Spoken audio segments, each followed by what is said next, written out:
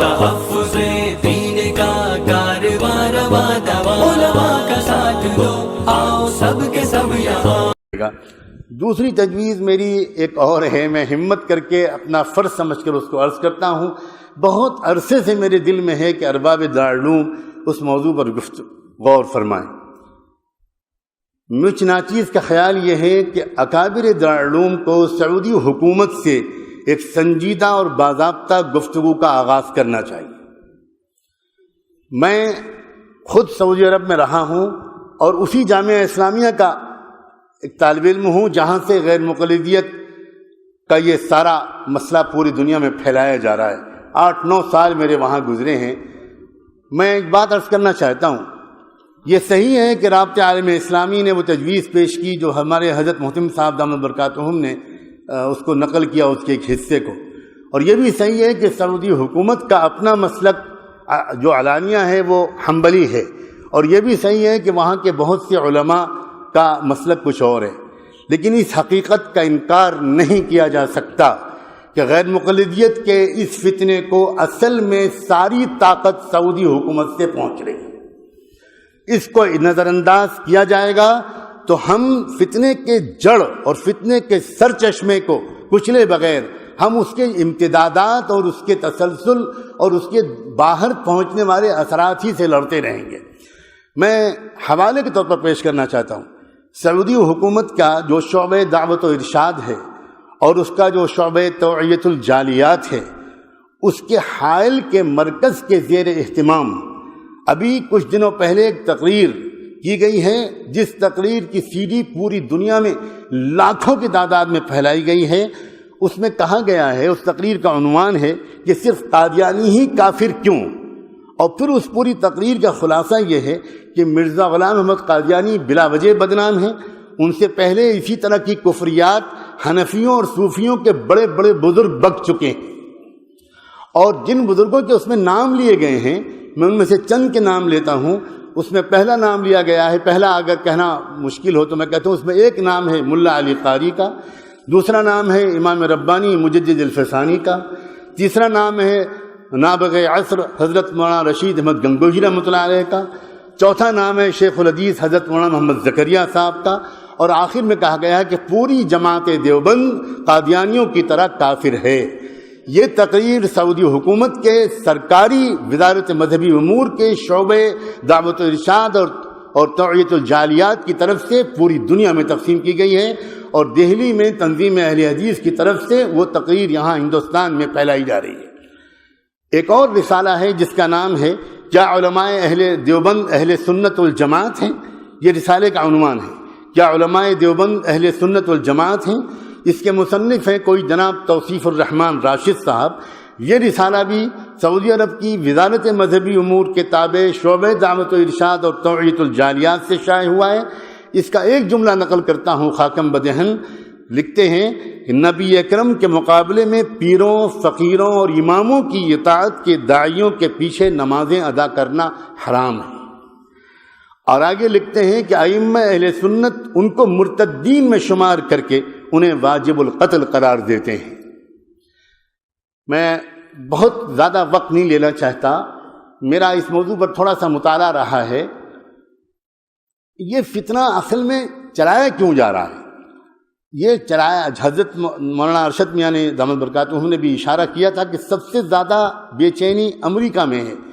اصل میں یہ چلتی ہی رہا ہے فتنہ امریکہ سے۔ میں امریکہ کے کئی سفروں میں اس موضوع کو جھانک کر دیکھنے کی کوشش کر چکا ہوں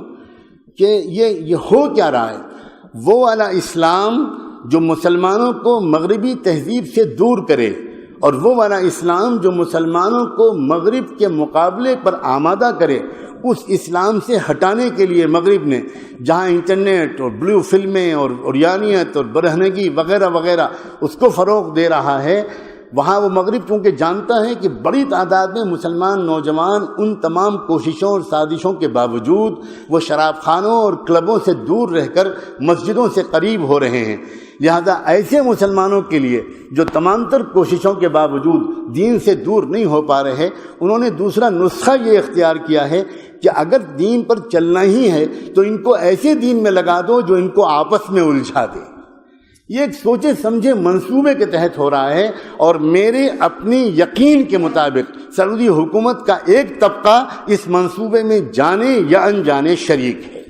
میں صرف اتنا عرض کرنا چاہتا ہوں کہ ہمارے اکابر دارالعلوم دیوبند ہی کا مقام ہے۔ ماضی میں اس سے پہلے سعودی حکومت سے جب بھی کبھی گفتگو کی ہے، میرے محدود مطالعے کے مطابق اکابر دیوبند نے کی ہے۔ جب یہ خاندان آل سعود کی حکومت پہلی بار قائم ہوئی تھی، اور اس وقت مدینے کے قبرستان میں جنت البقیع میں تمام قبوں کو گرایا گیا تھا، اور تمام قبوں کو منہدم کرنے کے بعد گنبد خضرا کو منہدم کرنے کا منصوبہ تھا، لیکن اس وقت سعودی انٹیلیجنس نے اس وقت کے بادشاہ ملک عبدالعزیز کو باخبر کیا کہ بہت بے چینی اس کی وجہ سے عالم اسلام میں ہے، آپ بہتر یہ کہ کانفرنس بلا لیں اور علماء عالم اسلام کے آپ کے ہمنوا ہو جائیں۔ انہوں نے پہلی کانفرنس بلائی تھی، جس میں ہمارے دارالعلوم دیوبند کے سرخیل اور رہنما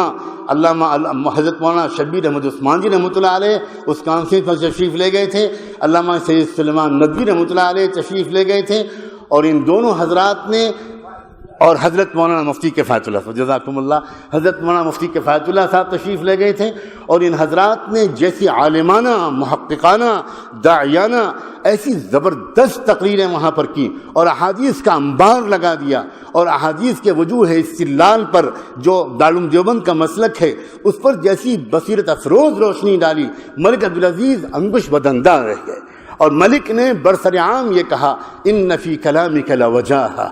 یہ جو آپ نے بات کہی ہے اس میں بہت گہرائی ہے، میں اس کے جواب نہیں دے سکتا، مفتی اعظم سے آپ بات کریں۔ اور چنانچہ اگلی نشستیں ہمارے نکابرین کی ملک کے علاوہ مفتی اعظم سے بھی ہوئیں، اور بالآخر سعودی حکومت نے تسلیم کیا اس موقف کو کہ گنبد خضرا کو منہدم کرنا شریعت کے احکام کی روح کے خلاف ہے، اور پھر وہ اپنی پالیسی بدلی۔ اکابر علماء دیوبند کی سوا اس عاجز کو مجھے نظر نہیں آ سکتا، ہو سکتا ہے میری نظر کی کوتاہی ہو، میں انہی حضرات سے یہ امید کرتا ہوں، اور اس سسکتی ہوئی پریشان حال امت کی طرف سے دستبستک گزارش کرتا ہوں، آپ ایک سنجیدہ گفتگو کا آغاز کریں، آپ اس کے اہل ہیں، آپ کہیں کہ ہم آپ سے کچھ بات کرنا چاہتے ہیں۔ یہ کیا ہو رہا ہے آپ کے ملک میں بیٹھ کر؟ آپ وقتی طور پر ہم اس سے تسلی میں نہیں آ سکتے کہ صاحب ہمارا یہ سرکاری مسلک نہیں ہے، نہیں ہے، یہ باتیں پوری طرح شواہد ان کا ساتھ نہیں دیتی۔